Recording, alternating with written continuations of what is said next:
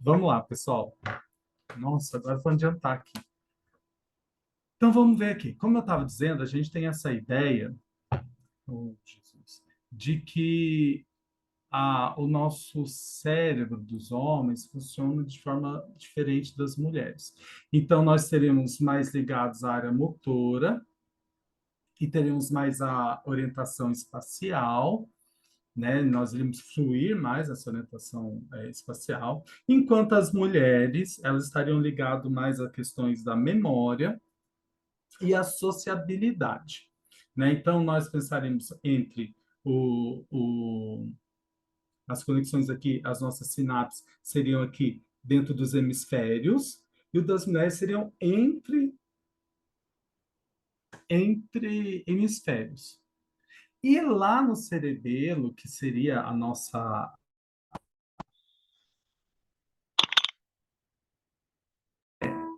Nós a nossa trabalharia mais entre um hemisfério e outro, e o das mulheres dentro do próprio hemisfério do cerebelo. Essa ideia, ela talvez pudesse ser assim mais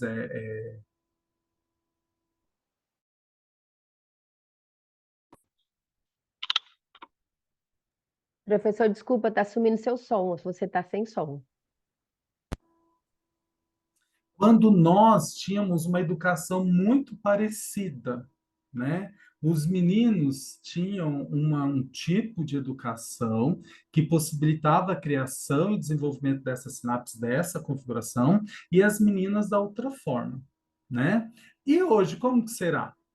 Né? Hoje é diferente. Aqui a gente está falando de uma realidade onde a gente tinha, por exemplo, fazeres e brincadeiras para meninos, fazeres e brincadeiras para as meninas. Então, o nosso cérebro se desenvolvia conforme as oportunidades que nos eram ofertadas, certo? Estão comigo?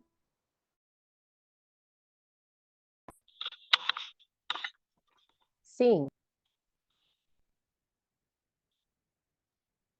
Professor, tá sem som, não estamos ouvindo, eu não estou ouvindo o senhor, você. Interagindo dessa mesma forma? O que vocês acham? Professor, o seu som. Professor, eu acho que o problema está na sua internet. Será? Porque agora você está falando, você está sem som, tem hora que a gente não ouve, você está falando, a gente vê sua boca, mas não vê. Então, eu acho que, como aí está chovendo muito, eu acho que está oscilando a internet. Eu acho que é por isso que está dando esses Ah, problemas. gente, e agora? Como que eu resolvi isso, Rose? É, é, Tá um barulho de fundo também, professor. mas aqui não tem barulho nenhum. Não, tá para nós, é do aparelho. Não, mas é Agora você alguém está que deve falando. estar com o microfone aberto, esse barulho. Agora o slide está perfeito, subiu, mudou. Perfeito. Se estiver muito ruim, você fala, tá ruim, daí eu tento melhorar. Tá muito ruim agora ou não? Você consegue escutar a Não, gente quando a gente avisa que estamos Escuto sem perfeito. som? Escuto Ah, perfeito. então tá bom. É bom a gente avisar, né? Isso, daí eu Ô, vou Tá bom. repetir. Norival, Oi. ai, gente, eu quero pedir desculpa para todo mundo aí que está assistindo, porque assim, quando a gente depende da tecnologia, às vezes alguma coisa está errada. Sabe o que eu estava pensando? De você sair do Zoom e entrar novamente. Será que resolve? Mas agora diz que tá bom? Mas tá um barulho de fundo é, mesmo, é quando a você fala. Glace, mãe do Gabriel, que está com o microfone tudo aberto aí. Eu acho que é o som dela que tá interferindo. Hum, gente. Você fecha pra gente, por favor? É que.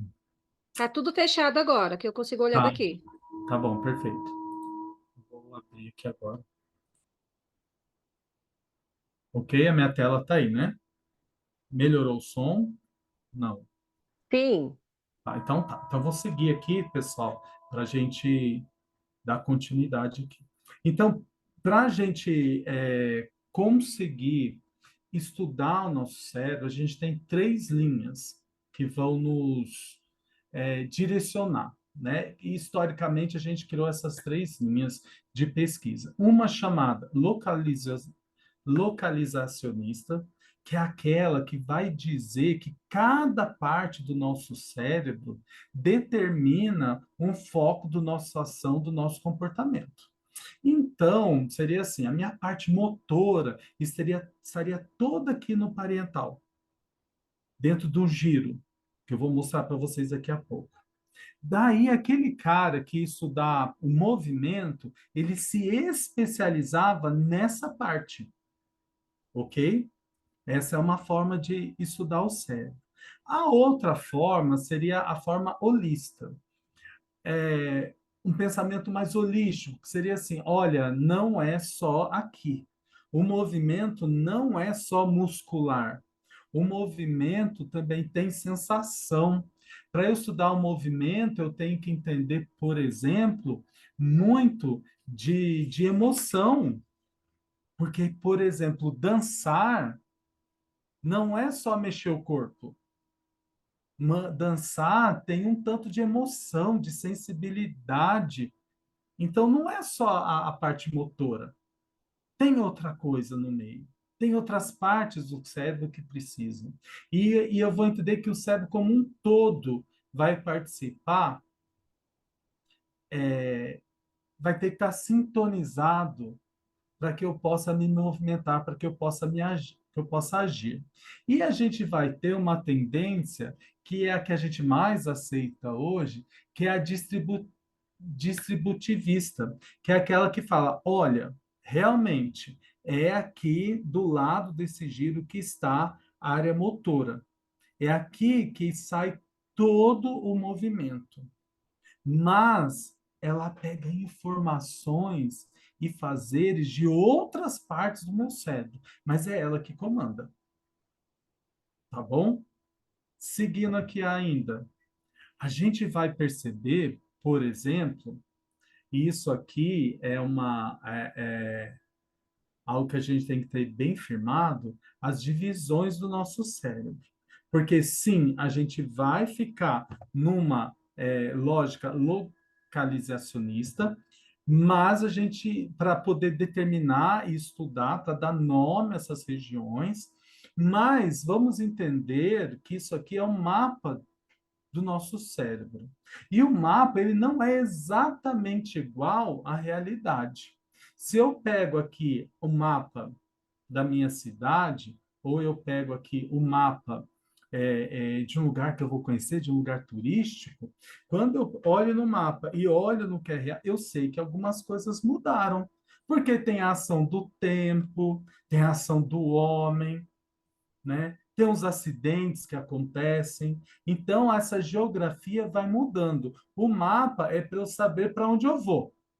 É a mesma situação aqui quando eu estudo a estrutura e a divisão do meu córtex cerebral. Eu tenho um mapa, tá? Mas quando eu vou agir sobre ele, ele tem a sua especificidade. E ainda mais sabendo, conforme a gente vai estudando, a gente vai sabendo mais sobre isso, a gente vai perceber que nós somos seres únicos. Então, cada um molda o seu cérebro, cada um vai ter a sua joia preciosa do pensamento, o cérebro, formado de um jeito diferente. Mas nos cabe dizer, não sei se vocês estão chegando aí o meu mouse, mas eu tenho a minha parte frontal, a parietal, né, essa daqui, a temporal, a occipital, que é essa aqui de trás. Isso eu olhando no meio do meu cérebro, né? Quando eu abro, pego uma parte, essa é a parte de dentro dele para eu olhar, né? Ele fecha, né? Então a parte frontal ocupa toda essa meio dele aqui, a parental está aqui, a occipital ela fica maior, olhando nesse corte, e a temporal se estende aqui na parte de baixo. Aqui dentro a gente vai ter a área límbica, que a gente vai estudar hoje, tá? E a gente também considera uma outra parte, aqui a ínsula, né? Que a gente vai estudar ainda hoje, que ela é considerada hoje também como um córtex também, assim, diferenciado, tá bom?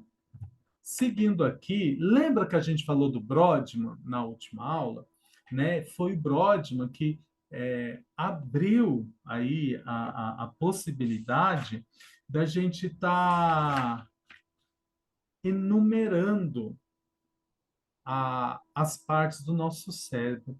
Ele conseguiu, no estudo de muitos anos, pessoal, é, pegar partes desse cérebro é, com uma solução de, de uma solução química que conseguiu dissecar e fazer descobertas únicas. Por exemplo, nós temos 6 camadas de tecido celular, a diversidade das células e como essas células compõem cada passo, e ele conseguiu enumerar. E até hoje a gente usa essa numeração, tá bom? Até hoje a gente, lógico, como eu disse, a gente não acha que determinada função está naquela área específica, mas a gente usa como localização, tá? Só para a gente saber de algumas coisas sobre o cérebro, né? O nosso cérebro, a forma como ele está posta hoje, essa daqui, a do Luri, está mais bonitona, já vou falar mais dela. Mas só para a gente entender, o nosso cérebro, e foi até uma brasileira, a Suzana Herculano, que conseguiu, de fato, medir, mensurar esse cérebro, né? Ela chegou aí ao número de 86 bilhões de neurônios, né? Ela Vocês têm ideia de como ela fez para contar e para descobrir pelo menos o-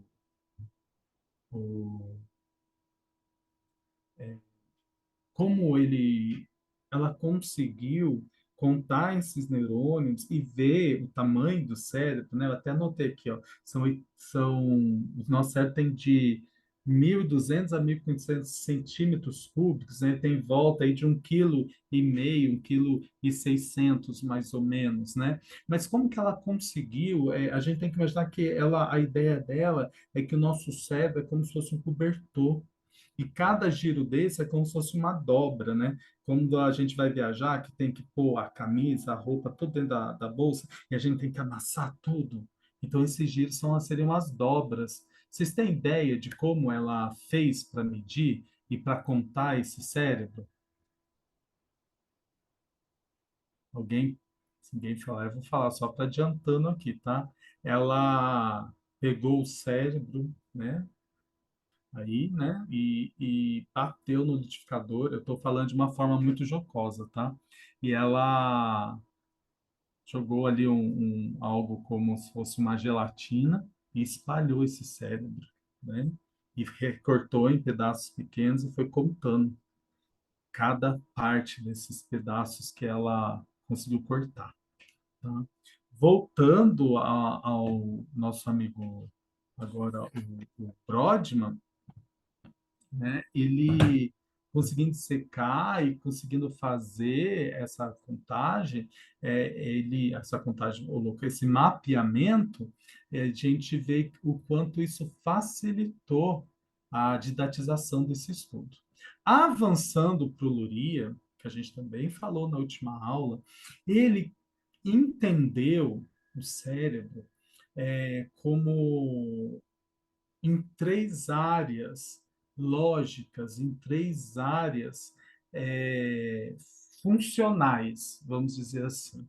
Ele percebeu que o cérebro, começando aqui com a nossa parte do posterior, da nossa parte frontal, é como aquela, para a gente deixar bem didático, como um esquema de jogo de futebol, né? Aqui na frente a gente tem os atacantes que fazem o gol, mas para os atacantes funcionar, né, serem fecundos em realizar o gol, né, eles precisam de um zagueiro que vão armar a jogada.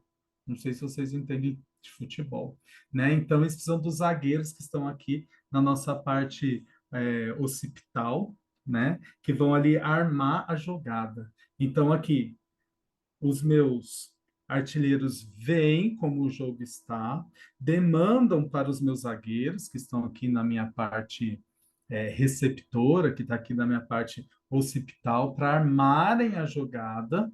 Assim, eles jogam para aquela parte que seria a executora, que está aqui no meu parietal, no meu temporal, armar a jogada, fazer os dribles, devolvendo essa bola ou enviando essa bola de volta lá para a unidade receptora, para ela poder fazer o gol.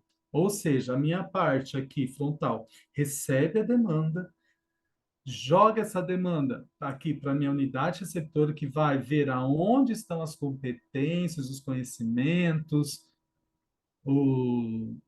vão armar a solução, a resolução do meu problema, jogar aqui para a minha parte executora e devolver para o meu frontal para eu poder dar a resposta.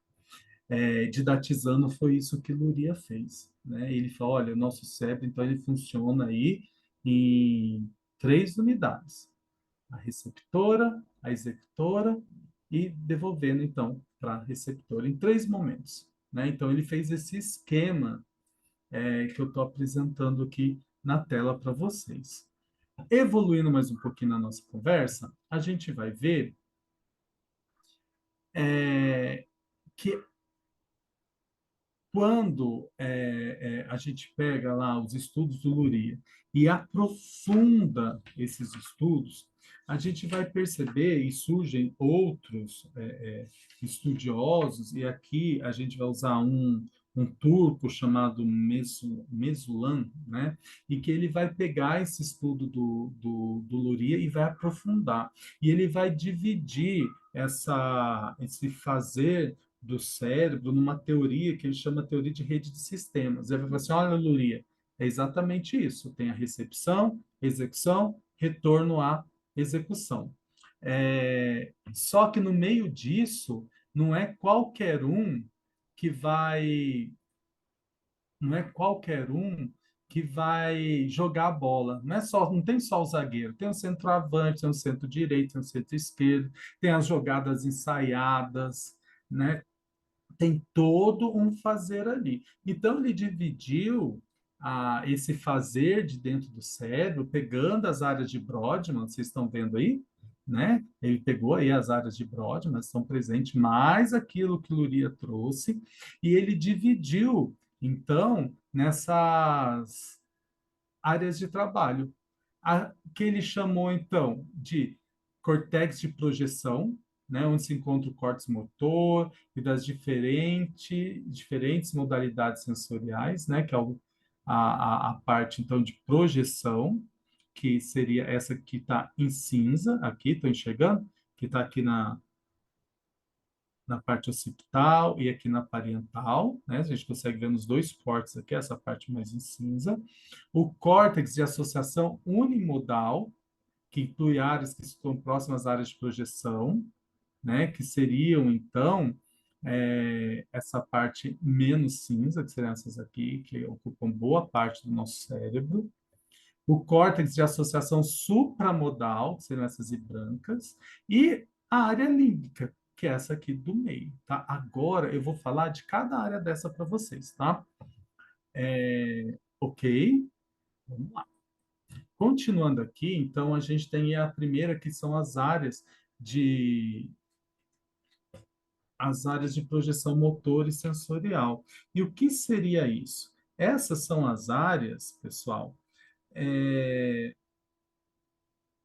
que vão cuidar não só da nossa área motora, mas também da nossa sensibilidade. Para a gente entender bem, eu vou fazer um exercício aqui. Eu querendo mexer aqui de novo. Eu vou sair dessa tela e vou para essa daqui. Vamos ver se vai dar certo, pessoal. E que eu pus aqui. Gente, vocês estão aí ou vocês já me abandonaram? Deixa eu ver. Estamos aqui. Tá bom. Não me abandone. Estão enxergando meu cérebro aí, gente? Eu quero trabalhar só com ele agora. Está na mesma tela, professor. Áreas Tá. de projeção motor e sensoriais. Gente, ó, eu juro pra vocês que eu vou ensaiar isso certinho essa semana, tá? Eu juro. Eu vou ensaiar. E agora? Tá Sim, está na aparecendo? primeira tela. Bem-vindo ao cérebro. Ah, então é isso. Vocês estão Tá vendo mexendo. girar o cérebro? Hum, Sim. sim? Sim. Ah, então tá, é isso que eu quero. A gente vai trabalhar agora com o cérebro nessa projeção. Acho que é melhor de eu passar o slide. Vocês vão ter o slide depois. Daí eu vou trabalhar com ele aqui. Acho que vai ser mais dinâmico. Eu projetei para dar melhor, tá? Então, o nosso cérebro, como eu estou falando, ele tem áreas, ele tem projeções. Essas partes mais vincadas aqui são os giros, tá bom? Eu vou falar da área de projeção motor e sensorial, que seriam essas áreas aqui, ó, que eu vou mostrar, tá? Bem aqui, ó, né? Aqui a gente tem um giro, tá vendo? Essas áreas aqui, tá? Essas áreas mais em cima aqui do nosso cérebro. Elas seriam onde a gente vai trabalhar a área motora, mas não a área motora sozinha. A gente vai trabalhar a área motora junto com a sensibilidade. Por exemplo, para escrever, né? Aqui eu estou falando das áreas de projeção motor e sensorial. Eu vou escrever. Escrever não é só pegar no lápis, né? Escrever também é sentir, né? Quando eu escrevo, além de me preocupar com o que eu vou escrever, eu sei diferenciar, por exemplo, o grafite do lápis, se ele é mais fino, se ele é mais grosso, o papel. E é legal a gente trabalhar e entender essa parte essencial aqui de cima, que é a área de projeção motora, por exemplo, quando eu percebo que alguém tem alguma dificuldade nesse lugar, é quando, por exemplo, a gente, o indivíduo não está percebendo a intensidade do calor ou do frio. É um exemplo disso, sabe? É quando o indivíduo não tem sensibilidade ou alta sensibilidade à dor, tá? Essa área, né, que é bem essa daqui, ó, desse giro aqui, até esse aqui, ó, né? Ela, ela diz com relação também, né, como eu disse, um dado importante, né? Quem trabalha hoje com a questão da projeção de próteses, né, quem trabalha aí com isso, diz que a principal causa do abandono das próteses por aqueles que precisam, né, que de utilizar, chega um momento que algumas pessoas desistem, é porque elas não precisam só da locomoção, elas sentem falta do toque, do sentir, sabe? É ali que mora a necessidade de ter novamente o braço, ou a perna, ou a mão, não só do movimento, mas a sensibilidade, né? E hoje eles trabalham muito estímulo nessa área para ver outras formas e talvez como desenvolver esse sentir, né? É muito interessante isso. Tem um cara que ele desenvolveu uma prótese com sensores para a língua, para onde as pessoas conseguem, aqueles que perdem o movimento do corpo, para que eles possam sentir na língua o toque em outras partes do corpo. É sensacional, tá? A outra parte que a gente tem para estudar aqui seria as áreas de atuação unimodais. Seriam essas partes aqui de baixo, ó. Tá vendo esse giro aqui? Esse, né? Essa daqui é o nosso lobo temporal. Acho que eu até posso pegar ele aqui, ó. Depois, quando vocês forem aqui, a gente pode escolher eles aqui, ó. Lobo temporal. Temporal. Temporal. Aqui, achei.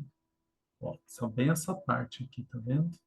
Né? Aqui a gente vai ter a, a, a emoção, a compreensão da linguagem, né? Cara de Brodmann, ela tá bem pertinho aqui, né? Depois eu vou mostrar para vocês. Ah, então, essa aqui é a área da memória. Mas essa divisão dessa unidade multimodal também fala muito do significado. é, eu consigo relacionar o som à forma física. Por exemplo, é, Eles pegam uma criança e colocam um objeto e o objeto cai no chão, faz um barulho. Ela pega um outro objeto, joga no chão, faz um outro barulho distinto. Daí, quando ela faz determinado barulho, ela sabe para qual objeto ela tem que olhar. É como quando a gente conhece o barulho do carro, do pai, do esposo, do marido. Vocês têm essa memória? Né? Conseguem relacionar? Nossa, eu sei quando chega é, o carro em casa, pelo barulho do alarme, pelo som do motor, né? É essa área que vai estar trabalhando isso, tá? A outra parte que a gente vai falar aqui seriam as áreas de associação supramodais, que seriam da integração social. Seriam áreas mais no meio. Deixa eu achar elas aqui para vocês verem. Supramodais. Tô... Pode ser aqui. Supramodais. Isso. Tá vendo essa parte aqui da frente? Essa é uma área que o melhor exemplo que eu consigo achar para ela é de você chegando numa balada. Sabe, assim, quando você entra, né? Não sei como que é na cidade de vocês, mas aqui na minha, tem aquelas portas, assim, você entra e tem aquela porta que isola o barulho. Nossa, há muito tempo que eu não vou numa balada, mas eu me lembro que é assim. Então, quando você abre, né, tem que poder, quando você abre, vem todo aquele impacto, tipo, vem o barulho muito alto, vem o calor das pessoas que estão ali, vem o cheiro, vem tudo junto. Daí, é essa área do nosso cérebro, né, a parte parental superior aí, que vai falar assim, olha, vamos organizar, vamos nos adaptar a esse lugar, né? É, é essa região também que a gente vai ter condições de fazer os exercícios que a gente chama de próprio percepção, que é aquele, por exemplo, vou dar um exemplo para vocês, quando eu ando no escuro na minha casa e sei me locomover, percebem? Fica claro? Então, essa parte exatamente cuida de duas questões, né? Tem mais uma que eu vou falar daqui a pouco. Primeira, né? De organizar a, o ambiente com as múltiplas modalidades sensoriais ao mesmo tempo, né? Calor, barulho, é, calor, barulho, som, cheiro, eu consigo me organizar. Depois eu consigo memorizar onde estão as coisas e também eu consigo nesse lugar relacionar pessoa, lugar. Nesse lugar do cérebro, eu consigo organizar. Pessoa, lugar. Na relação assim, ó, por exemplo, tenho aqui perto de casa, tem uma padaria, tem uma padaria que a gente sempre toma café, lá na avenida. E a gente sempre tem uma atendente que atende a gente é meio pleonasmo, né? A gente sempre tem uma moça que nos atende e ela é muito simpática, muito simpática. É, e aqui no nosso prédio, a gente tem uma menina que nos é simpática por igual. Até que um dia, o Rafa, que veio aqui me ajudar agora há pouco, ele falou assim para mim, acho que foi até, ele falou para mim, acho que foi até ontem, foi hoje de manhã.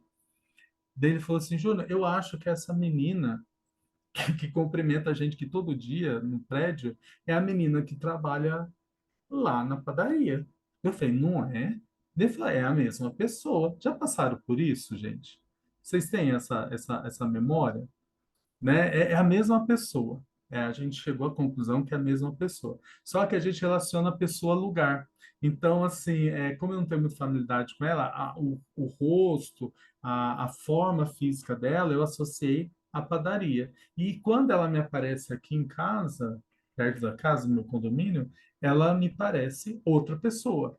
Então, essa a parte do parental, como ela é uma parte para organizar os múltiplos,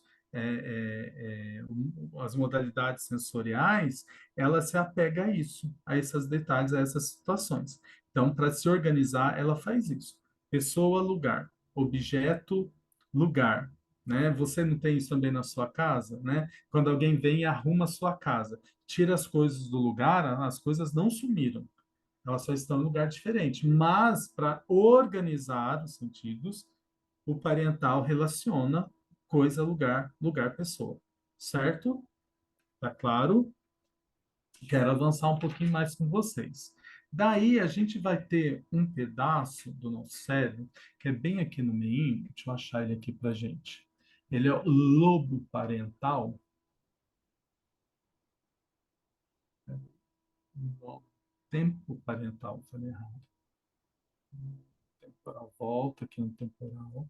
Só que é essa parte que é mais aqui em cima, essa daqui, que está bem na divisa aqui. É essa com essa aqui, que a gente vai chamar de área temporoparental. Essa é a área que vai cuidar da nossa capacidade de movimentação. Ó, não é essa aqui de baixo, tá? É na divisa que é entre as duas, ó. Perto desse suco aqui. Talvez bem essa daqui, ó, tá? Ela vai ser a parte que vai cuidar, então, da nossa navegação. Mas só que não é aquela parte do nosso cérebro que a gente vai ter os mapas, onde eu vou marcar os mapas. Mas ela vai cuidar de como eu me comporto nos lugares em que eu estou. Isso, para ficar bem claro esse exemplo, essa ação. Essa parte do tempo parental, retorno aqui, né? Vocês conseguem ver aqui quando eu passo o mouse? Espero que sim, de verdade. Olha, tem um lápis aqui, será que eu consigo marcar? Olha, eu consigo marcar. É aqui, ó. Mas eu vou tirar do lápis que ficou pior. Aqui. Essa parte aqui da divisa dos dois aqui, tá? Vou com meu sobrinho Benício, que é danado, aqui numa loja, uma Daiso da vida. Tem Daiso aí onde vocês moram? Sim ou não?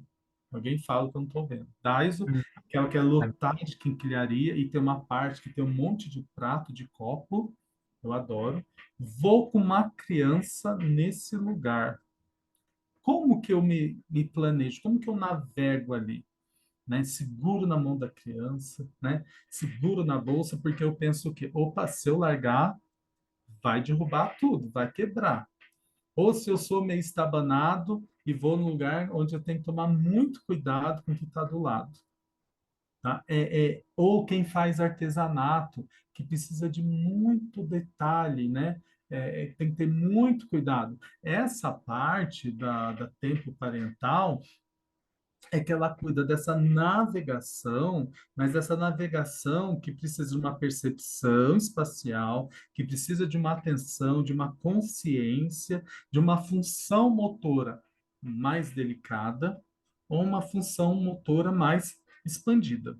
Então, é essa parte que vai dar conta disso, tá? É como eu tenho também a interação com os objetos, né? Criança geralmente o adolescente, né, que está se desenvolvendo, ele não tem muita noção da força dele, né? Então ele pega uma coisa que é mais delicada, pega com força e quebra, né? É essa parte aqui que dá conta disso também, né? De como ele vai, qual é o tanto de força que ele coloca, tá? O como tratar as coisas com mais sutileza seria nessa região, tá bom? O melhor exemplo que eu tenho é da loja de louça mesmo, para andar com os meninos, ou a gente mesmo, quando a gente é mais estabanado. A próxima parte desse circuito que a gente tem é o lóbulo frontal. Daí aqui, eu queria falar com você que ele é responsável, né, por muito do nosso comportamento e pela tomada de decisão, as funções cognitivas, os nossos comportamentos mais complexos, né, a tomada de decisão, as estratégias que a gente toma, o controle inibitório, né, essa daqui é a visão que a gente chama de dorso, opa, não, essa aqui é a orbital, né? Quando eu vejo de baixo, assim. Do lado, a dorsolateral. E quando eu olho de dentro, deixa eu ver se eu consigo separá-los aqui. Ah, não consigo. Acho que eu tenho que vir assim. Aqui a gente consegue. Quero olhar ele aqui, ó. Deixa eu ver se eu consigo separar ele. Ah, não consigo. Ah, consigo sim. Ah, essa aqui é a parte de dentro. Gente, esse programinha aqui, essa daqui é que eu quero mostrar. Tá vendo como que ele é por dentro? Aqui dentro ele tem a área do sistema límbico, límbico potálamo. Então, ele é essa parte aqui, ó. A gente olhando ele de dentro, tá? Essa parte medial que a gente vai chamar. Que é essa parte aqui, tá bom? Agora, quero... Ah, aqui dá para dividir, né? Vejo, mas aqui é o lado esquerdo. Ah, tá. Aqui é o direito olhando por dentro. Isso, perfeito. Olhar de dentro. Então, aqui, ó, quando eu tenho o pré-frontal,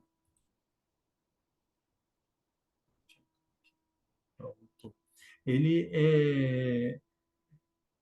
ele é a parte mais rica, né, que a gente não consegue ter uma parte mais rica, não, mas ele é onde a gente gosta mais de estudar. Né? A gente vai ter uma aula, né, com funções executivas, onde a gente estuda funções cognitivas, aprendizagem, visão, tomada de decisão. Ela é a área onde os coaches gostam de trabalhar, é essa daqui, né? É, qual é um exemplo, né, que a gente pode usar para a gente entender o quanto essa área trabalha? Quando, por exemplo, eu tenho um trabalho de escola, no trabalho, ou eu tenho uma demanda para eu apresentar no meu trabalho, né? É aqui. Primeiro, por quê? Fechando. Primeiro, porque essa área ela vai ser responsável, por exemplo, por entender os prazos, planejar, né, toda a minha atuação, né, pensando aí num trabalho que eu tenho que apresentar ou numa reunião. Ela vai me ajudar a organizar tudo isso. Depois, ela é responsável também pela memória de trabalho, aquela memória de curto prazo, né? Eu vou passar a noite estudando para no outro dia chegar com tudo na ponta da língua. E no outro dia eu já vou ter esquecido tudo. É aqui onde vai ficar alojada essas memórias, é aqui onde elas vão ficar prontas na ponta da minha língua. É nesse lugar. É aqui também onde eu vou pegar um respiro lá do meu sistema límbico e vou controlar a minha emoção. Não vou chorar na frente de todo mundo, não vou desesperar quando a internet não funciona, não vou suar, né? Quando alguém me fazer uma pergunta que eu não sei responder, não vou chorar quando eu não dominar aqui a minha tela e todo esse apretexto tecnológico no meio da aula de anatomia, né? É aqui que eu vou tomar essas decisões, né? Aqui, essa área, ela é muito responsável pelo presente, né? Ela planeja, mas a ação dela é sempre o presente. Aqui também nessa área, a gente vai ter, além do controle emocional, a gente vai ter o controle inibitório ou impulsivo. Por exemplo, ai, não está dando certo aqui, taca a mão no computador e joga, ah, não quero mais. Não, eu não posso fazer isso, eu sou um profissional. Ou eu estou lá na minha apresentação e alguém fala para mim, me faz uma pergunta, que eu acho que é uma provocação. Não vou dar uma resposta atravessada. Lembra do caso que a gente viu semana passada, daquele cara que teve a pré-frontal atravessado por uma barra, e depois ele ficou reconhecido porque ele perdeu um pouco da sensibilidade, perdeu um pouco da ajuda, do controle. Então, foi essa área dele que foi atravessada, tá bom? Então, ele perdeu um pouco do controle inibitório, tá? E aqui também, onde a gente consegue fazer as pequenas avaliações, tá? Aqui no lóbulo frontal, onde a gente vai avaliar. Nossa, será que estão gostando da minha aula? Será que estão prestando atenção? Será que aquela pessoa que está ali, né, olhando para mim, será que eu estou agradando ou desagradando ela? É aqui onde eu vou ter esse momento de reflexão, de feedback, tá bom? Agora, eu queria falar para vocês, antes da gente, deixa eu ver que horas são, parar um minutinho para a gente tomar uma água, é, eu vou falar para vocês do sistema límbico, deixa eu achar ele aqui, que é aonde mora a nossa libido. E ele é aqui dentro do cérebro. Essas partes que a gente está enxergando aqui por dentro, tá vendo? Acho que essa daqui, ó, se olhar por... Não, tem que ser de lado aqui mesmo. Acho que nessa posição aqui é melhor. E aqui é onde a gente tem as amígdalas, onde a gente tem o hipotálamo. Deixa eu ver se eu consigo separar. Ah, eu consigo separá-los. Olha aqui. Isso aqui é o nosso sistema límbico. Aqui, se a gente for ver no quebra-cabeça, ó, o nosso cérebro sai e ele fica aparecendo aqui, ó. Tá vendo? Esses aqui. Esse aqui é a ponte, né? Aqui eu vou ter as amígdalas, eu vou falar de um por um daqui a pouco. Mas o sistema límbico, nossa, por que mudou? Ah, eu que vou mudando aqui. Mesiférico. Deixa eu voltar aqui no sistema límbico. Pronto. O sistema límbico é onde mora a nossa libido, né? Onde mora a nossa emoção. Ele é responsável por tudo que a gente sente, né? Ele tem ali, a gente vai falar dos órgãos que compõem ele, mas ele é responsável desde o nosso nojo, o nosso asco, responsável também pelo toque sensual, pelo fazer da sensualidade, pelo prazer, pela dor, né? É nesse lugar em que a gente vai se achar e se encontrar, né? Enquanto sentimento, enquanto emoção, né? Se tivesse um lugar que a gente mexer para deixar as pessoas felizes, seria aqui, né? E aqui no sistema límbico também, ele está muito próximo ao hipotálamo ali, né? A gente vai ver o hipotálamo, na verdade, ele faz parte, né? O hipotálamo, ele é responsável, né, por essa parte do nosso corpo que funciona mais sozinho, mas, por exemplo, quando eu vejo alguém que eu gosto e meu coração acelera, né? É dessa região que sai os comandos, né? Quando eu vejo uma pessoa e só de ver acaba com o meu dia, é dessa região também que sai. É uma região muito protegida, é um lugar de difícil acesso. Todo tratamento feito para essa região é feito assim de forma medicamentosa, né? Com todas essas remédios que a gente tem hoje em dia, é uma parte muito bem cuidada, né? Está aqui no fundo do nosso cérebro. A gente vai ter que estudar e se acostumar bastante com esse lugar. Alguma dúvida até aqui, pessoal? Eu sei que foi meio corrido, porque eu perdi muito tempo. Agora é 8h30. Daí eu queria fazer um intervalo rapidinho, só para me recompor aqui, e daí a gente volta para terminar de conversar. Enquanto a gente estiver descansando, eu vou tentar arrumar aqui certinho, tá? Para não ter mais problemas. Ficou melhor nesse segundo momento? O que vocês me falam? Depois que a gente tentou arrumar aqui. Vamos lá, falem comigo. Ô, Sim, professor. ficou Ficou melhor? bom, Ficou ficou melhor? jóia, tá? E aí, não esquece de dar pausa, por favor, tá bom? Realmente que veio pause. Peraí, vamos mostrar. É Pause. dois tracinhos, Paulo. Aí, acho que eu dei pause. Tá aqui, ó. Você está pausado, tá bom? Aqui ainda tá. Mas está pausado, não tá? Para mim, eu acho que não sei. Não, aqui para mim tá. Ó, você colocou. Ah, não. Tá gravando ainda. Acho que foi o Júlio que vocês que eu vou fazer um curso desse negócio aqui esse final de semana. A gente vai transmissão. É juro, eu vou dominar isso aqui, vocês vão ver. Sabe, vou botar saber Tem um tudo. O que lugarzinho vocês aí estão vendo que na você tela clica aí? que pausa. Aonde que eu clique pausa, mulher? Passa acesso para mim que eu pauso. Eu não sei passar acesso para você. Como que eu passo acesso para Ixi, você? agora.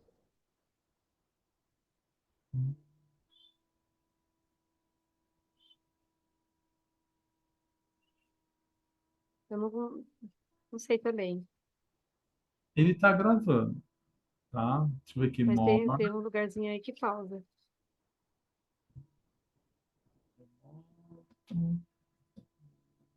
Record. Ou se você quiser, você pode parar de gravar e depois começar a gravar de novo, aí vai ficar 2 aulas. Ó, parei de gravar. Parou? Não, tá gravando ainda. Ah, aqui. Ah, então. Aprender a dar pausa, hein, professor? Fica fica Começou. melhor depois. Lá, voltando então, eu vou voltar aqui nessa tela, espero que seja todo mundo vendo. Vamos continuar. Então tá, vou voltar de onde eu parei. Gente, é só fazer uma propaganda dessa página aqui, que ela é muito legal. Vou voltar nas áreas límbicas. Muito bem, que é essa área de dentro que eu estava falando, né? Que ele é composto, então, de várias áreas que eu vou dizer para vocês, que é o giro, a amígdala, o hipocampo, o paro hipocampal, o pré-frontal medial, e ela pega as conexões dela, é muito assim, com bulbo olfatórico, é, hormônios interagem muito nessa região, então é uma região assim, muito suplantada de conexões para várias partes do corpo. Tá? O nosso sistema parasimpático é diretamente ligado aqui. Lembra do luta e fuga que eu falei com vocês, né? Tá muito ligado a esse sistema límbico e as nossas áreas erógenas também, né? O nosso sentir, o nosso afeto, o amor, o desamor, é muito ligado aqui. Alguns hormônios são logicamente descarregados aqui, como a ocitocina, por exemplo, nas mulheres lactantes. É, a ocitocina é aquele hormônio que faz a mulher amar e proteger o bebê, a cria dela, numa intensidade descomunal, né? Esse hormônio é diretamente jogado nessa região, né? As glândulas ficam aqui embaixo, né? E elas despejam diretamente aqui, tá bom? É, a gente é, acredita que seria o coração dos apaixonados, sabe aquela ideia do coraçãozinho? Não é no coração, logicamente, mas seria nessa estrutura, tá? Continuando aqui esse lugar, a gente tem que falar da ínsula, também conhecida como glândula pituitária. Deixa eu achar ela aqui para nós falarmos dela. Ela é um lugar pequeniníssimo no nosso cérebro. Deixa eu achar ela aqui. Glândula pituitária. Substância que glândula pituitária. Ela, ó, é esse negocinho aqui, ó, sabe, ó, esse negocinho aqui é quase como um pêndulo, ele fica bem no meio do nosso cérebro. Deixa eu só afastar mais aqui para a gente poder enxergar. Ó, ele fica ali bem no meio. A gente não tem, geralmente a gente tem duas estruturas sempre. Ela não tem, né? Ela que libera os hormônios que controlam muitos dos nossos comportamentos, muito ligado ao nosso sistema endócrino, né?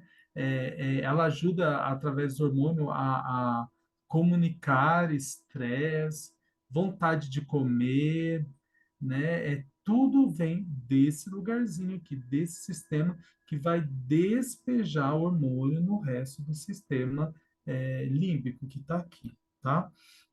A principal característica dessa glândula, né, da ínsula, seria o nojo, né? Sabe aquele desenho da Pixar que até lançaram dois esse ano? Como que é o nome dele? Que tem a menina adolescente e ela tem os sentimentos, tem a raiva. Eu lembro que tem uma personagem que é a nojinho, Divertidamente, professor. divertidamente. A nojinho, se tem um lugar no cérebro, é esse aqui, né? A glândula pituitária é exatamente aqui. Ela seria o representante dessa glândula, né? Ela é única no cérebro, né? É, além da questão do despejo dos hormônios, ela é responsável é, por motivar, por condicionar várias outras sensações, né? Ela ajuda a alimentar a dor, ela ajuda na temperatura, mas na temperatura não assim, hoje está frio, vou pôr blusa, mas aquela, assim, tô apaixonado, sinto calafrio, sabe? Esse tipo de emoção, através das dosagens hormonais dela, ela consegue compor isso no nosso corpo, né?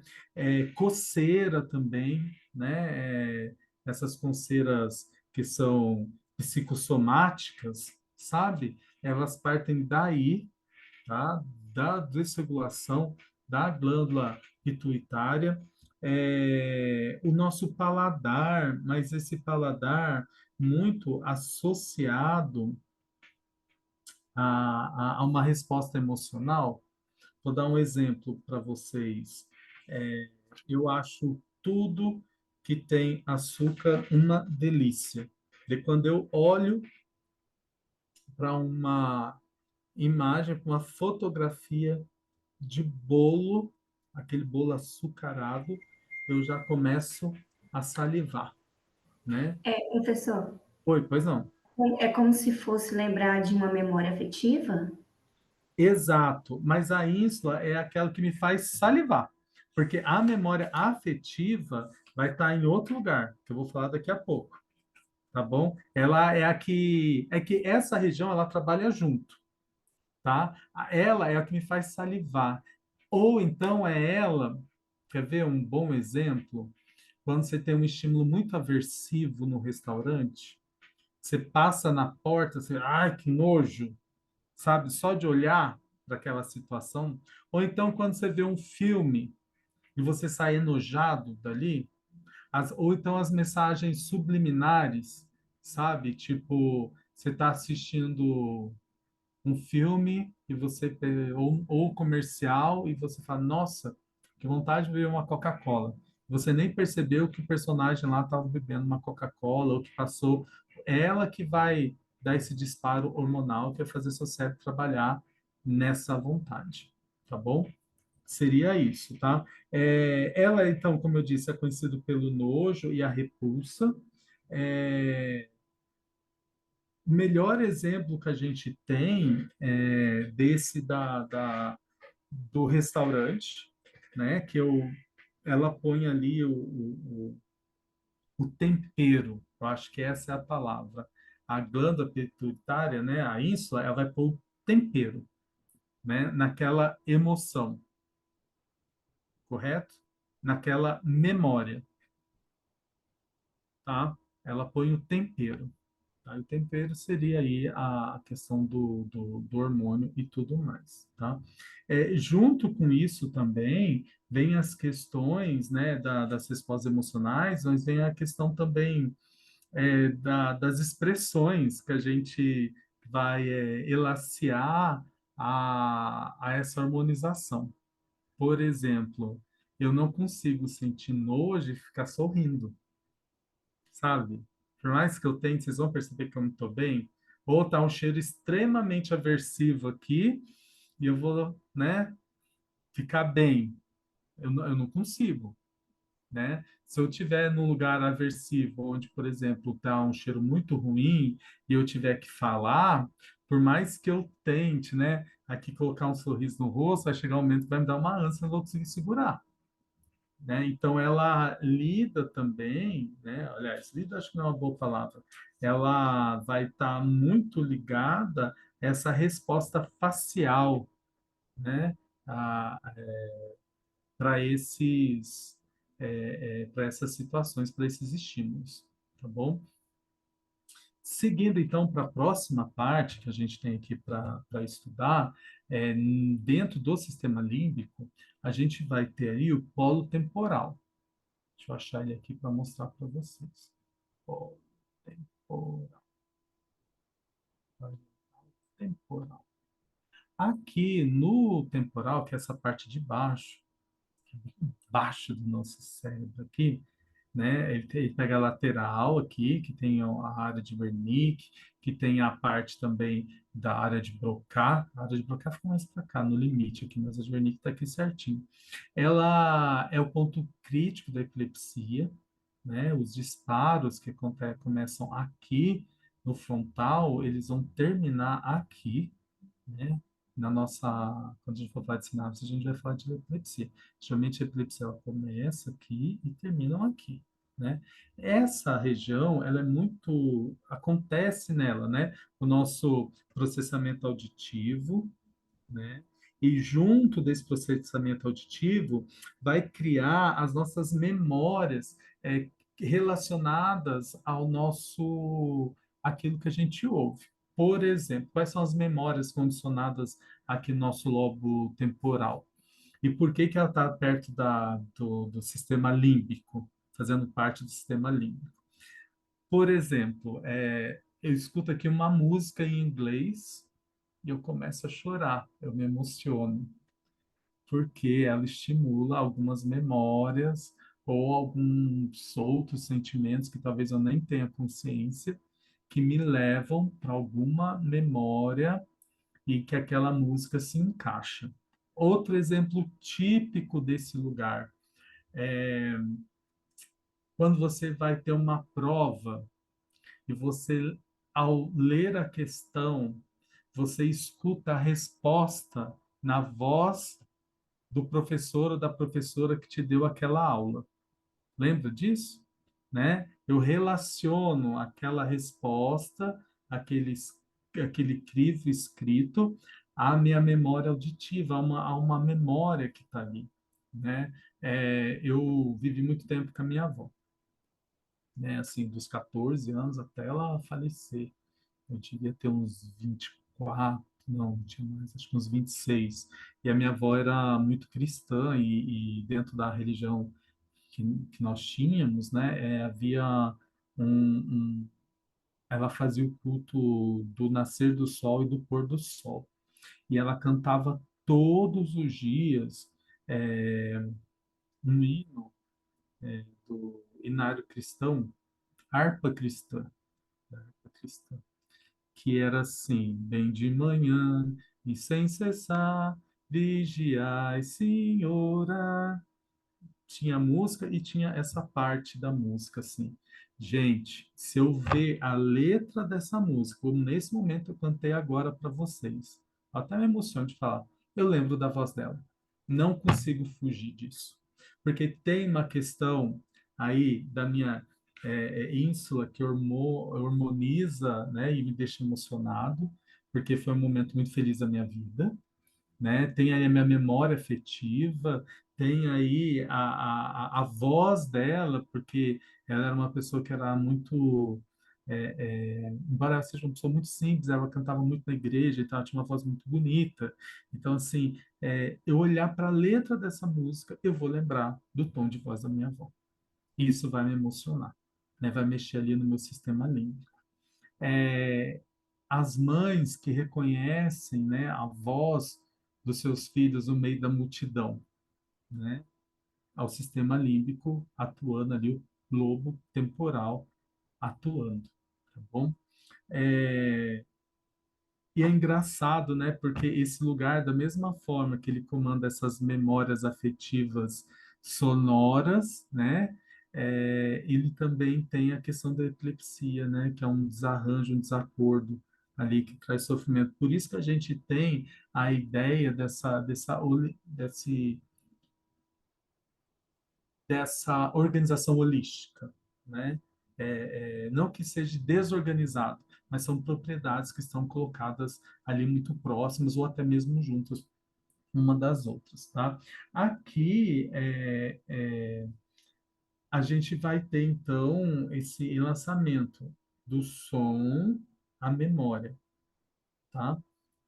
É bem interessante. Tem pessoas que se apaixonam por determinado cantor por conta da voz e enlaçam o som da voz a situações de desejo, né? Sabe aquela história? Ai, não posso ouvir a voz dele que eu passo mal, né? Está relacionado ao sistema límbico e a esse lobo temporal que relaciona essa voz ao prazer, tá? Ou ao medo também. Ao medo a gente vai falar daqui a pouco, tá bom? É, Seguindo mais então essa parte, a questão da voz, a questão do enlaçamento, né, dessa associação, essa função associativa a memórias, e geralmente memórias afetivas, tá? E quando a gente fala de afeto, não é só coisa negativa, aliás, não é só coisa positiva, pode ser coisa negativa também, sabe? Por exemplo, quando alguém, vou dar um exemplo aqui muito típico. Quando alguém fala seu nome completo, você já lembra da sua mãe, você já sente aquele frio na espinha. É o seu lobo temporal trabalhando, né? É aquela voz, aquele tom carregado de emoção, com uma memória, fazendo aí, né, a ínsula despejar hormônio e você se arrepiar, tá bom? Certo até aqui? Beleza. O próximo aqui é o córtex cingulado, mas a gente também chama de giro do cíngulo, que é essa região aqui, que ela é bem cravada dentro aqui da nossa, quando a gente abre, né? Essa parte aqui mais calosa, que a gente chama, tá? Vocês estão enxergando bem, espero eu, tá vendo aqui? Né? Ela é importante porque ela faz a conexão, né, de todas essas regiões, né, da frente para trás, de trás para frente, é, buscando sempre, ela está no sistema límbico é envolvido com emoção, tá? E o que manda, o que fica forte aqui para a gente nesse lugar é o gerenciamento do sofrimento. Então, quem gosta de uma Marília Mendonça, de um sertanejo, quando se eu for aqui fazer uma, uma imagem, né, computadorizada, aí, um BPP da sua mente, essa parte vai aparecer piscando. Essa é a área do sofrimento, né? É, essa regulação hormonal, e tendo destaque aqui o sofrimento, ela me ajuda na construção de memórias, mas memórias a longo prazo, o que a gente vai chamar de trauma, né? Os traumas vão estar presentes neste lugar, né? Vão ser constituídos, formados e reformulados nesse lugar do nosso cérebro, né? Mas também nesse lugar, além de trabalhar essa questão da percepção da dor, né? Ele vai atuar também na questão do controle inibitório, sabe? É o lugar que, com a ajuda lá da ínsula, vai nos inflamar de força também. Não é que nos dê coragem, mas nos ajuda a ter uma consciência, um controle cognitivo, né? Com a ajuda da ínsula, tá? Onde a gente consegue não sei se ter coragem é a palavra certa, né? Mas onde a gente consegue acolher o sofrimento. O melhor exemplo que eu tenho para falar desse lugar, nessa ideia que eu estou tentando construir com vocês, é a ideia da injeção, sabe? Vai doer? Vai doer, vai doer. Mas eu sei que eu tenho que passar por essa dor. E passar por essa dor por conta que daí eu vou sarar. Uma operação, né? É nessa região que eu vou trabalhar essa situação, tá? Quando o meu frontal precisar ter uma tomada de decisão, ele vai conversar com essa região, tá? Ela está perto do sistema límbico, ela está também na construção de memórias, o hipotálamo está muito perto ali, então ela está ali na construção de memórias. Quando você tem um pesadelo, é nessa região que ele é trabalhado também, tá? E ela constrói junto também, olha como que o nosso cérebro é dinâmico. Nessa região, ele vai construir as memórias empáticas, né? Vai nos ajudar a ter empatia, porque está ligado, a empatia está ligada ao sofrimento, às ideias de sofrimento, e ele também vai ser responsável por as nossas memórias é, autobiográficas. Olha que coisa interessante. E a gente fala, deixa eu só ver se tem uma pergunta aqui, e seria um enfrentamento, Silvia, muito ajudado pela ínsula que fica aqui no meio, tá bom? Essa parte ela é muito ativada nessa questão da construção da memória autobiográfica, da construção da memória episódica, porque é um chavão que eu vou falar para vocês. Sabe aquele negócio? Quem a apanha não esquece? Sabe? Quem já foi traído não esquece? Porque essas memórias são alocadas e construídas ali. E a ínsula faz questão de pôr hormônio no meio, faz questão de colocar e marcar bem essa memória, né? Então, é aí que ela é formada, aí que ela é, junto do hipotálamo, que está ali pertinho, que a gente vai ver daqui a pouco, que é construída e feita essa memória cunhada no sofrimento, né? O que mais?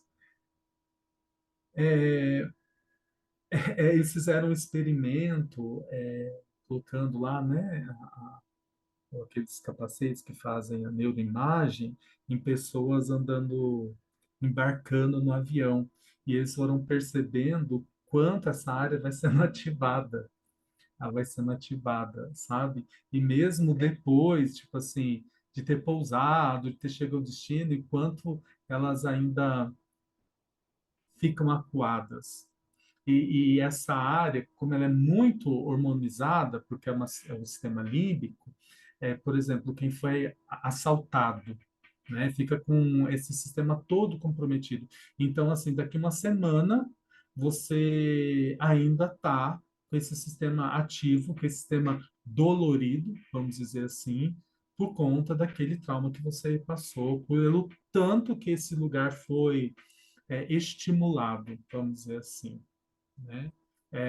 O quanto você sofreu naquele momento, o quanto o seu sistema de luta e fuga trabalhou, o seu sistema simpático, e o quanto essa área foi estimulada e o quanto ela ainda está ativa, tá? Então, ela é um lugar, assim, muito...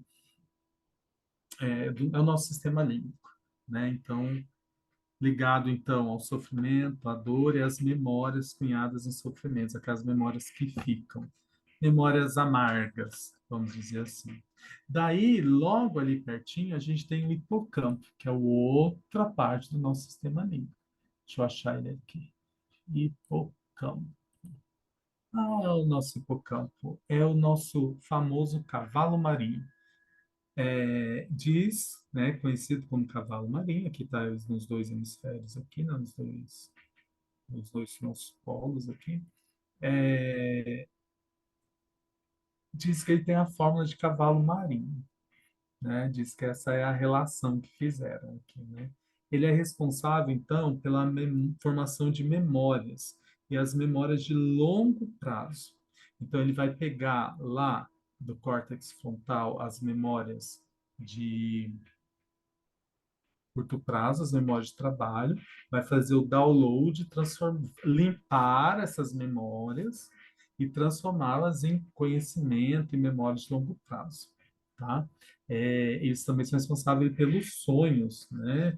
Pelos sonhos gostosos, porque os ruins ficam lá com o nosso amigo com símbolo, né? O sofrimento ruim. Ele fica com o sonho bom. Então, ela é responsável pela transferência de memórias, né? De curto prazo para memórias permanentes, cristalizadas, memórias de longo prazo. O hipocampo, ele é uma das primeiras fórmulas prontas do nosso cérebro, porque ele é responsável desde a nossa mais tenra idade até a nossa velhice pela formação de novos neurônios também, né? Então, ele é responsável aí pela, pela criação, pela produção de novos neurônios, até a nossa vida mais adulta. Olha, eu lembrei de falar uma informação importantíssima para vocês. Deixa eu só retomar aqui, vamos congelar aqui no hipocampo, e eu quero voltar lá no nosso lóbulo frontal, nossa área de trabalho, que isso é importantíssimo, não posso deixar de falar, né? Ele que tem aqui as nossas informações de curto parto de, de, de curto prazo, de prazo curto, enfim, nossa memória de trabalho. Ele é responsável, então, por grande parte do nosso afazer. E essa é a área do nosso cérebro que é a última a ser consolidada, é a última a ser formatada, é a última a ficar pronta. Isso vai lhe dar ali por fim da nossa adolescência. Nós vamos considerar o fim da adolescência ali 24 anos, 25, tá? Essa adolescência, o que a gente chama de jovem adulto, tá? Então ele vai se consolidar nessa época. Então, quando a gente fala assim, ih, aquele cara ali é imaturo, é porque o cérebro dele não está formado.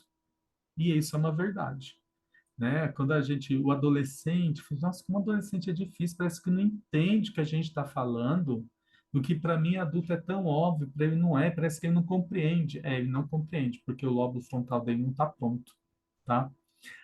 Daí, a gente tem aí até os 30 anos. Vamos falar dos 26 aos 30 para isso aqui amadurecer, ficar pronto.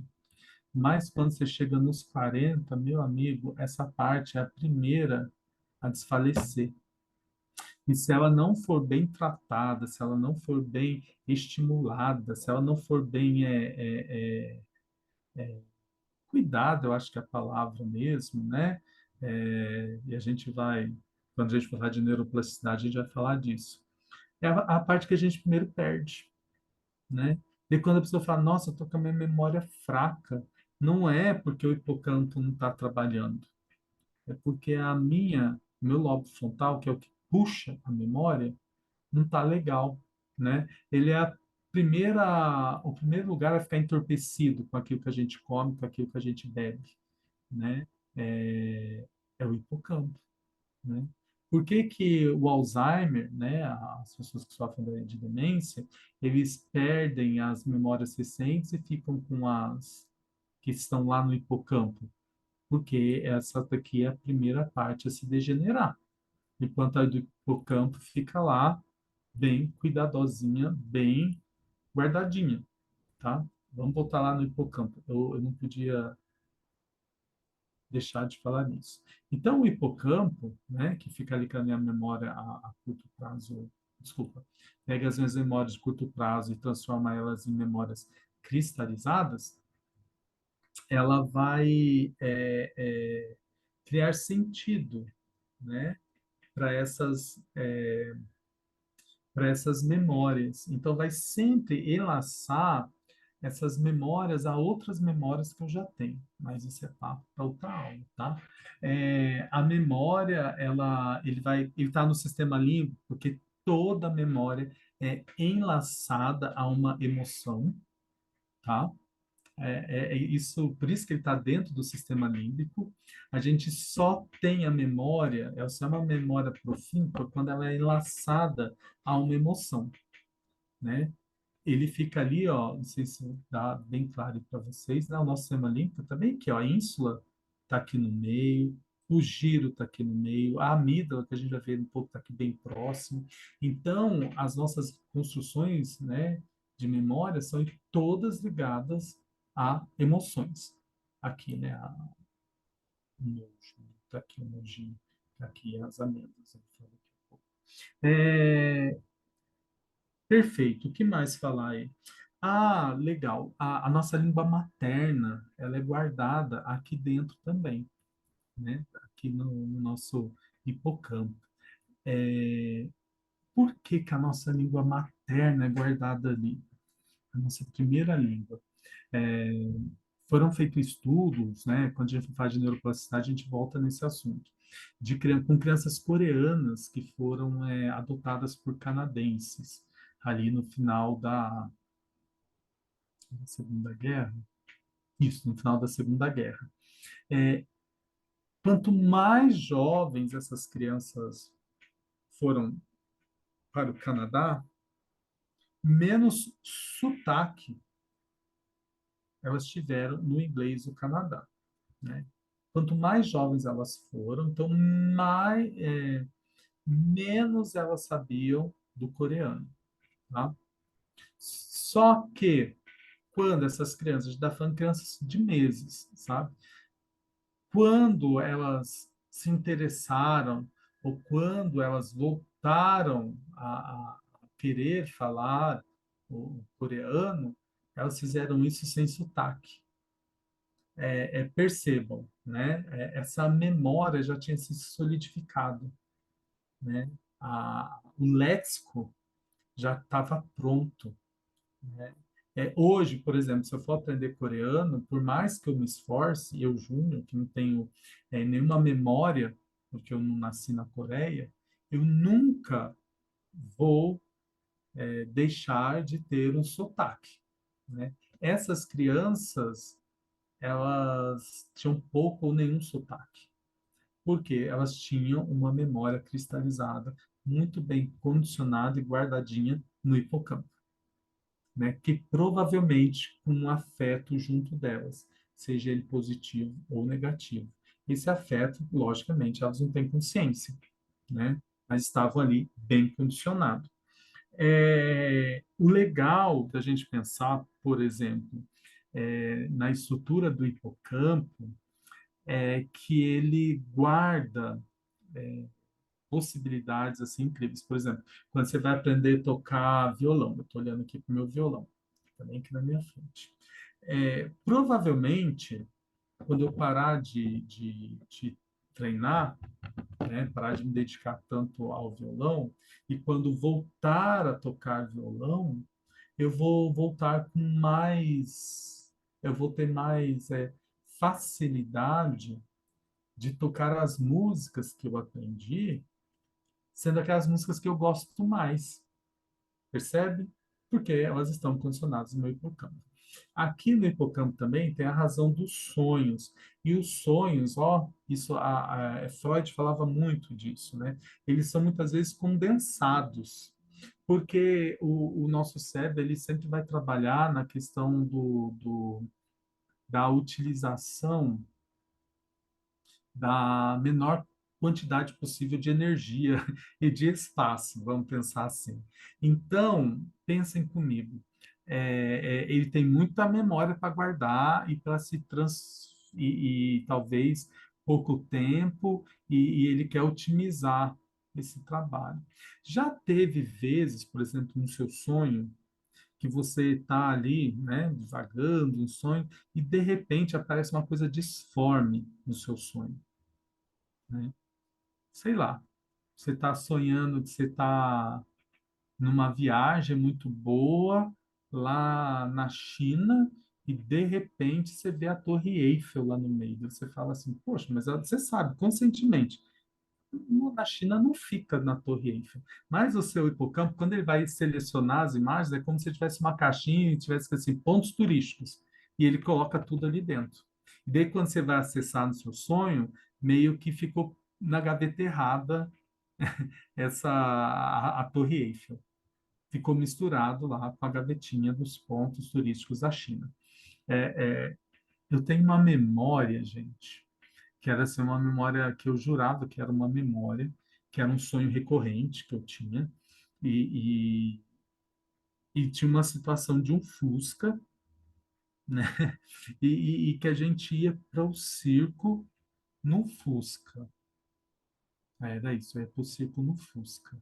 E eu sempre tinha esse sonho, né? E eu achava que era um sonho. E eu ficava pensando, nossa, mas por que que eu relaciono o circo a Fusca?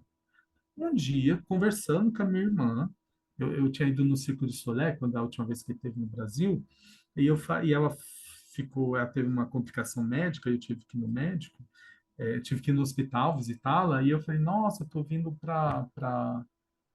eu fui no circo, estava contando para ela, daí ela falou assim, nossa, a única vez que eu fui no circo foi aquela vez que o pai levou a gente de Fusca no circo. Daí eu falei, nossa, Michel, mas o pai teve um circo, teve um Fusca? E ela, teve um Fusca vermelho. Eu falei, gente, não era um sonho, era uma memória, né? E assim, e foi condicionado de uma forma e com outras questões, né, que estavam ali no circo, por exemplo, eu lembro de coisas grotescas, assim, que eu vi que não tinha nada a ver com aquela memória, mas eram memórias que tinham sido cristalizadas e que tinham sido condensadas para que eu não me esquecesse, né? E eu achando que era um sonho, mas na verdade era uma memória, né? O hipocampo ali colocou o sonho, a minha memória na gavetinha do sonho, tá? Enfim, então o trabalho opa, do hipocampo seria isso. Os aprendizados, né, para eles se transformarem, então, em memórias de longo prazo, deixar de ser uma memória de curto prazo, para ir parar lá no hipocampo e para ter facilidade quando, né, o meu lobo frontal tiver que recuperar essa informação, ela sempre tem que estar enlaçada com um sentimento. Por isso que os alunos têm que gostar da gente. Por isso que eu trato bem meus alunos. Por isso que eu trabalho o emocional dos meus alunos, para que eles tenham experiências significativas, ou dos meus filhos também, né? Para que eles possam recordar desses conteúdos trabalhados. Tá bom? Seria isso. Continuando aqui o próximo, é aquele negócio, né? Se eu gostar do professor, eu tenho mais facilidade de guardar essas aprendizagens, de resgatar essa memória, tá bom? Muito bem. A próxima parte aqui é a amígdala. A amígdala, deixa eu achar ela aqui. Olha que as amígdalas, gente, olha, são conhecidas como amêndoas também, porque elas são muito parecidas com amêndoas, né? Conseguem vê-las aí? Ah, gente, tem um livro lindo, eu até procurei ele aqui, mas eu não achei. Eu acho que eu devo ter emprestado para Carol, minha amiga. Chama Amêndoas. Relata a história. É um livro coreano, né? A literatura coreana agora está vindo com tudo. E trata da história de um menino que nasceu com uma deficiência. As amígdalas dele não cresceu o suficiente, então elas não trabalhavam exatamente. E qual é a principal característica das amêndoas, das amígdalas aqui, né? É a questão do medo, né? Elas são responsáveis, então, por medo e elas são essenciais para o nosso desenvolvimento, né? O medo, ele é uma reação química gerenciada pelas amígdalas e pela nossa ínsula, que está aqui pertíssimo. Se eu for ver aqui a estrutura dela, é quase que ligadas aqui as nossas amígdalas, né? Ela, aquilo que a gente tem medo, a gente preserva por mais tempo, né? Aquilo que nos é ameaçador, a gente guarda e preserva, né? Por exemplo, quem já foi mordido por cachorro geralmente não vai gostar muito de cachorro, sabe? Sabe isso? A gente fica com medo. O medo marca também as nossas memórias, tal qual o sofrimento, né? Mas o medo, ele é mais intrusivo, né? O medo, ele é pai de outros sentimentos, como de outros sentimentos, não, né? De outros estados, né? Da nossa consciência, dos estados da nossa psique, que é a ansiedade, a raiva, a felicidade ou a tristeza, né? O medo, ele vai entrelaçando tudo isso, né? A, a, ele é importante para o nosso desenvolvimento porque ele nos deixa vivo, né? Ele nos preserva. A principal função da amígdala, né? A gente fala aqui que é o medo, mas na verdade é preservar a nossa espécie, né? A gente tem que preservar a nossa vida. A amígdala, ela é responsável aí, além, né, desse sentimento de medo, de cuidar da nossa segurança, né? Não é que ao excesso de coragem seja a nossa amígdala não funcionando. Nesse livro que eu falei para vocês, que chama Amêndoas, que vocês dêem uma pesquisada, ele foi até, como fala, ele foi indicado pelo Namjoon, que é um dos vocalistas daquela banda coreana. Como é o nome da banda coreana, gente, que faz sucesso? Que é um monte de menino, todo parecido, que é 3 letras. Meu Deus.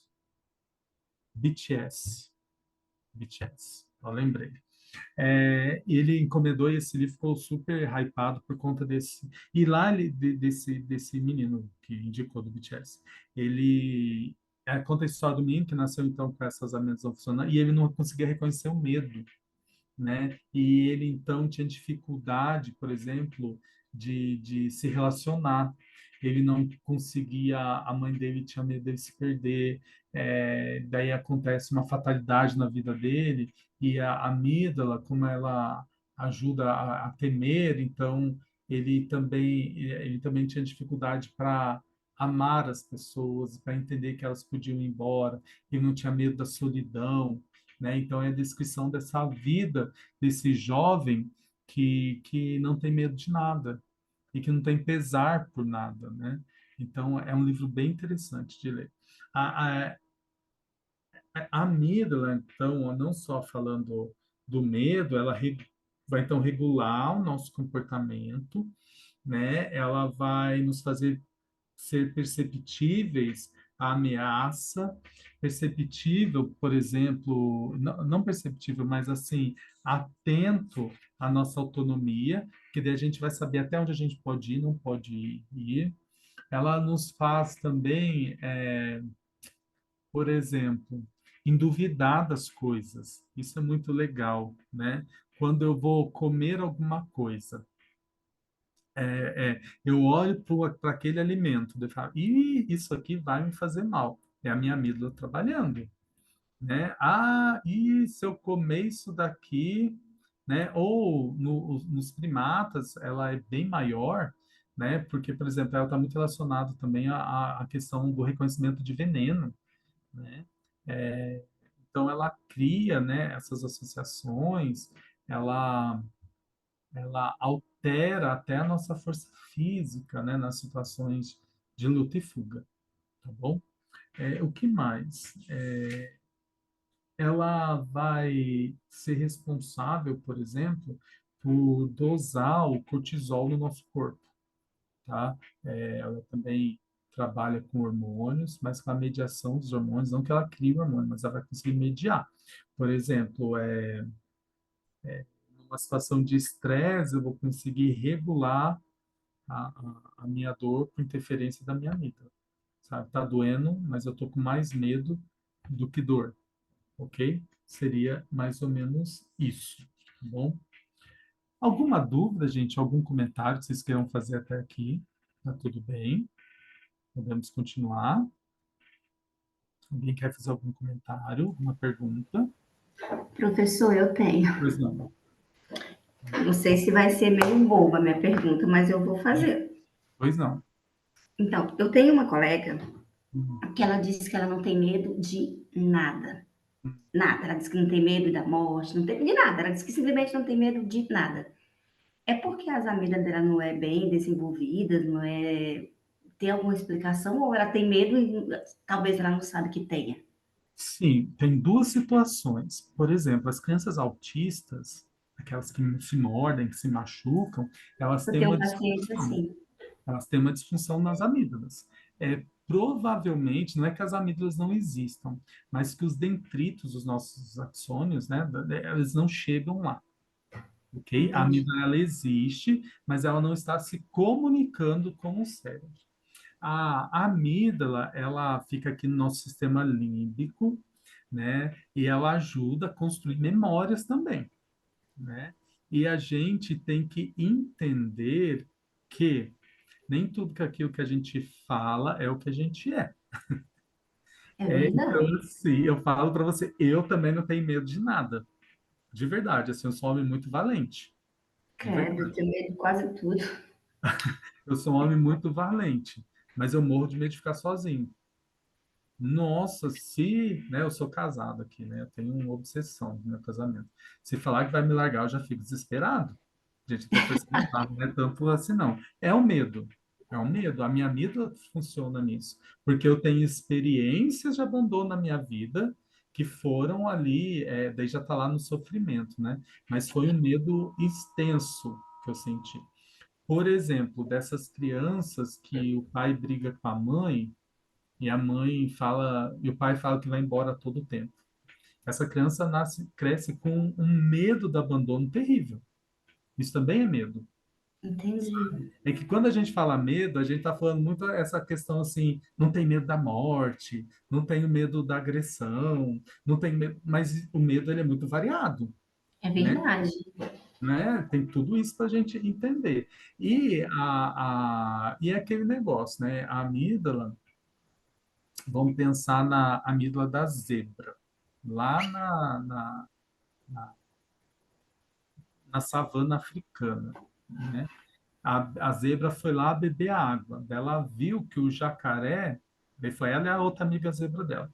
Daí ela viu que o jacaré foi lá e abocanhou a amiga zebra dela e comeu numa, como fala? Numa bocada só. Essa zebra estava do lado, saiu no pinote e perdeu a amiga. Toda vez que essa zebra for beber água, que bater um vento na água e a água mexer, essa zebra já sai correndo. Porque a amígdala dela criou uma memória, um impulso ali, que sabe que aquele lugar, ela tem a memória daquele episódio. Então, ela tem medo, porque ela quer preservar a vida dela, sabe? É muito simples para eu falar, gente, eu não tenho medo de nada, estou aqui no meu apartamento, no condomínio, com a porta fechada, né? Eu não estou numa situação de luta e fuga, tá? Então, percebe esse lugar. Mas, de fato, existem as pessoas que não sentem medo, deu o exemplo dos autistas, por conta dessa não má formação, mas que os dendritos não chegam ali, né? Os nossos axônios estão com ali uma má formação, tá? Tem que ser Entendi. Obrigada. estimulado, tem que ser experienciado para devolver essa possibilidade para esse indivíduo. Respondi ou só confundi? Respondeu, deu para entender. Eu ia perguntar se está relacionado com o subconsciente. É que assim, aqui a gente está estudando a questão física do Aham. nosso cérebro. Para a gente falar do inconsciente, é uma outra abordagem. E O que tem que ir seria o lá para nosso Freud, né? inconsciente? Hã? Tem que ir para Freud, né? Tem que ir para Freud. Tem que ir para Freud. Mas, assim, o que seria o nosso inconsciente? Seriam as memórias que elas estão lá no nosso amigo,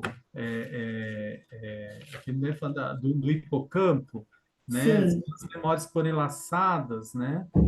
Sim, aí eu posso dizer que sim, talvez ela não tenha experiências significativas com um medo, entendeu?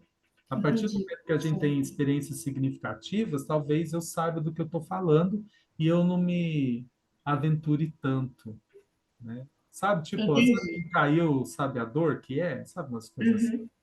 né? Seria mais ou menos, eu poderia entender dessa forma, tá bom? Tá bom. Obrigada, De professor. nada. Mais alguma questão, gente, que a gente possa tirar? Ok? Seguindo aqui, eu quero falar, eu vou sair dessa tela. Ai, que medo de sair dessa tela e ir para outra. Vocês me causaram um trauma aqui. Vocês não, né? Vocês, deixa eu achar aqui minha outra tela. Aqui.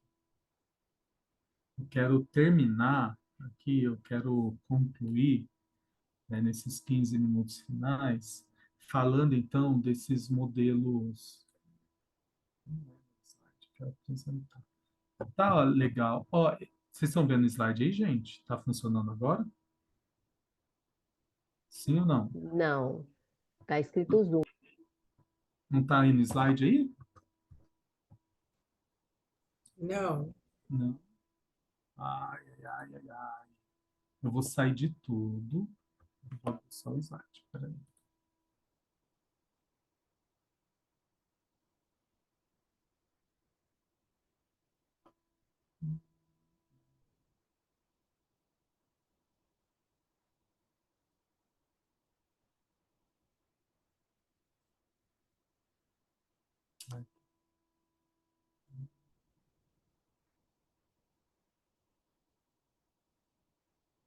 Deixa eu sair e começar de novo.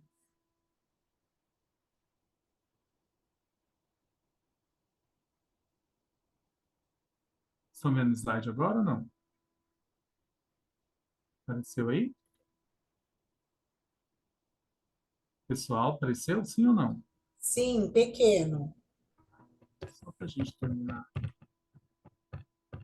Aqui eu fiz tem as figuras e depois a Rosa vai mandar para vocês. Eu fiz um resumo de cada parte com exemplo, tá tudo no slide, tá? Fiz as fotos, assim. Só para a gente lembrar, então, de alguns modelos das redes que a gente precisa conhecer mais, tá? Então, aqui eu fiz um modelo das redes neurais e dos córtex cerebrais, aquilo que a gente precisa conhecer mais, né? O primeiro, né, é que diz com relação à atenção espacial, que tem seus hipocentros, né, na área parietal, na pré-frontal, no giro do cíngulo, com predominância sempre à direita do nosso cérebro. E é importante a gente saber que a gente tem uma ideia que tudo que a gente tem do lado, que algumas coisas funcionam só do lado direito e outros só do lado esquerdo. E a saber, de fato, é, tudo que a gente tem de um lado do cérebro, a gente vai ter do outro. Só que algumas questões vão ter mais predominância em um lado, mas o outro seria como se fosse meio que reserva, vamos dizer assim, da necessidade, a gente vai criar, quando a gente falar de neuroplasticidade, a gente vai voltar a falar disso, a gente vai poder utilizar esse outro reserva que a gente tem. Eu vi uma entrevista muito legal essa semana no podcast Inteligência Ilimitada, daquele neurocientista Nicolelli, né? Que foi aquele que criou aquele exo-robô que na Copa do Mundo do Brasil permitiu que um rapaz paraplégico desse o primeiro chute na bola, ele trabalha com aquilo, né, que é a produção de com próteses robóticas, enfim. E ele falou na entrevista dele da experiência que ele teve de jogar tênis com um rapaz que, devido a grande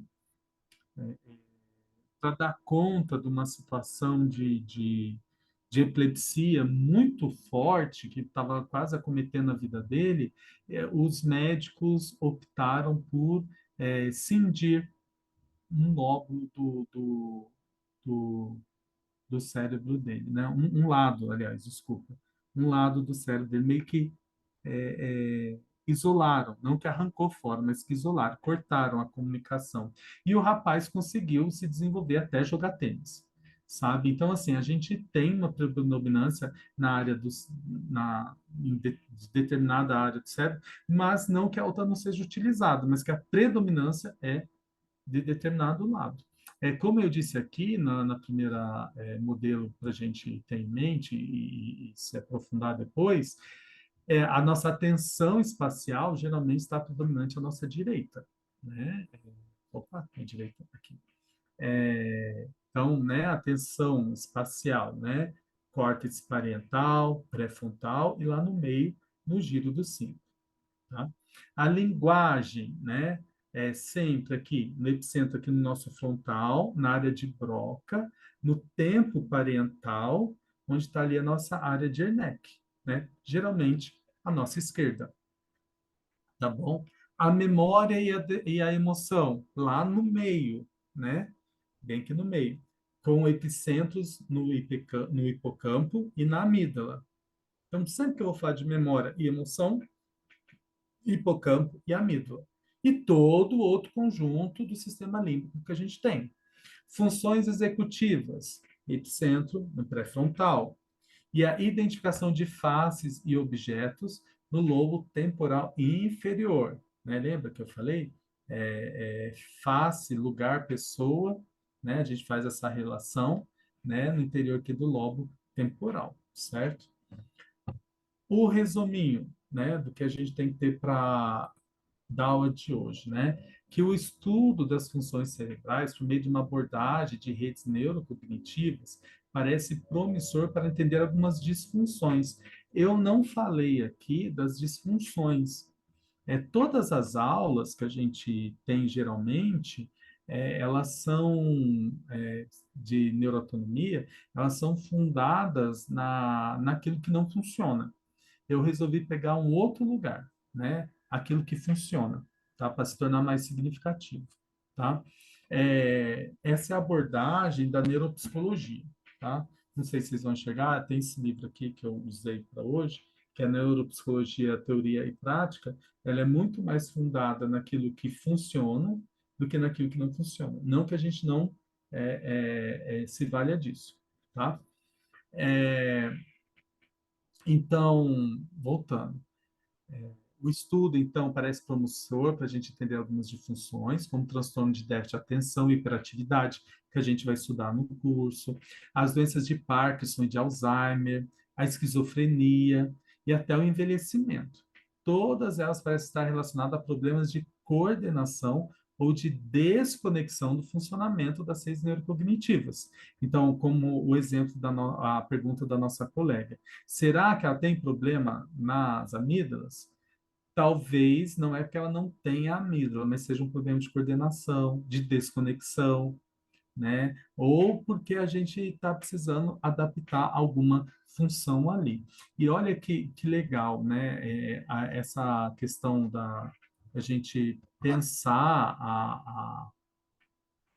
as redes cognitivas, ela vai dizer muito com o entendimento que a gente tem hoje do nosso todo, do nosso encéfalo, e entender, por exemplo, hoje a gente sabe que o mal de Parkinson ele é muito interligado às funções cognitivas, não só motoras, né, como a gente tinha até tempo atrás, onde as pessoas estavam com Parkinson, né, por conta do movimento involuntário das mãos, a gente ficava muito apoiado nas questões de estudar onde era o movimento.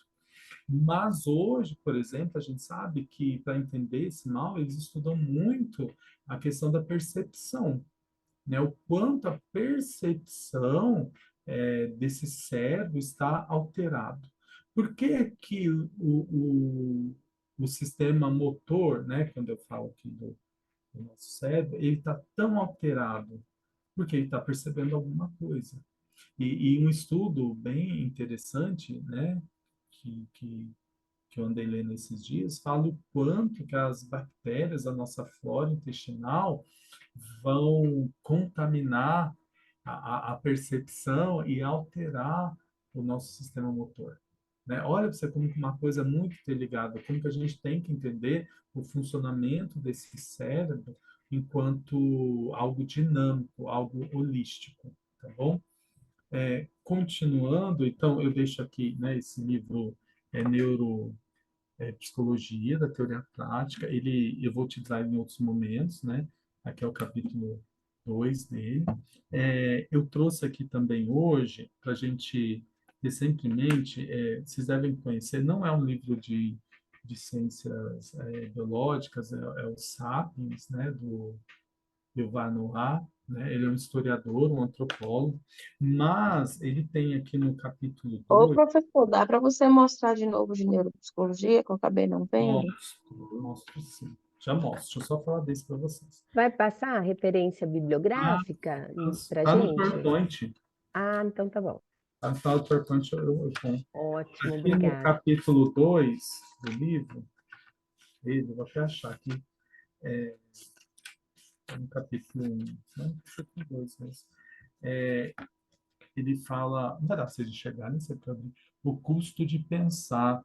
Ele vai falar que o que mudou a história do homem que ele começou a pensar, foi a cognição. Ele fala que a revolução cognitiva foi o que tirou o homem da caverna e pôs ele enquanto conquistador. Quando o nosso cérebro começou a funcionar, a gente começou a trabalhar e entender que existia uma forma diferente de fazer as coisas, que não a forma animalesca, foi que a gente se desenvolveu enquanto espécie, enquanto ser pensante. Então, a parte 2 desse livro, né, o Sapiens, né, uma breve história da humanidade, bem interessante. E esse aqui é o de neuropsicologia, que vocês pediram, teoria e prática. Eu acho ele muito interessante. Se você pesquisar bem, Eu aí tenho ele. tem. Eu Então, na tenho. aula de hoje, eu utilizei, ó, tá até marcadinho, tá? Uhum. Utilizei muito. Opa, deixa eu sair aqui. Eu utilizei exatamente o capítulo 2 dele, tá? Uhum. Do capítulo ou do livro? O capítulo Isso. é esse aqui, ó. Neuroanatomia funcional básica para o neuropsicólogo. Ele que traz essas divisões, esses exemplos, essa visão é, de área, né, de circuito para a gente estudar, tá bom? Mais alguma dúvida que a gente possa tirar no dia de hoje? Estou à disposição, tá? Mil desculpa pelo sistema, mas realmente eu acho que foi da internet, a nossa falta de comunicação, mas eu vou treinar essa semana muito para a semana que vem eu estar tinindo e a gente não ter esse problema aí de layout que não anda. Eu vou colocar aqui agora, deixa eu ver se eu vou conseguir. Ou eu mando para a Rose, ela coloca no grupo lá, essa página da internet que tem um cérebro que gira. E lá tem textos de apoio muito legais. Por exemplo, aparece o cerebelo. A gente não viu o cerebelo hoje. O pré-frontal. Daí você visualiza o pré-frontal, ele tem a descrição. Embaixo tem assim, para saber mais, ou saiba mais. Você clica e ali vai ter artigos, tal, que falam sobre essa parte do cérebro. É um lugar assim onde dá para a gente perder assim umas bom tempo ali, tá bom? Gente, acho que é isso. Mais uma vez, desculpa pelo mau gerenciamento da tela, mas eu vou dar conta disso para a próxima aula. E. Ai, mas eu fico. Luana, mas eu fico desestabilizado. Acaba comigo. De verdade, acaba, eu fico perdido aqui, assim. Acho que, sabe quando você está esperando um paciente, você está com tudo ali pronto, e de repente entra a mãe, e de repente, sei lá, alguém bateu na porta, e todo aquele esquema que você tinha armado ficou desarmado.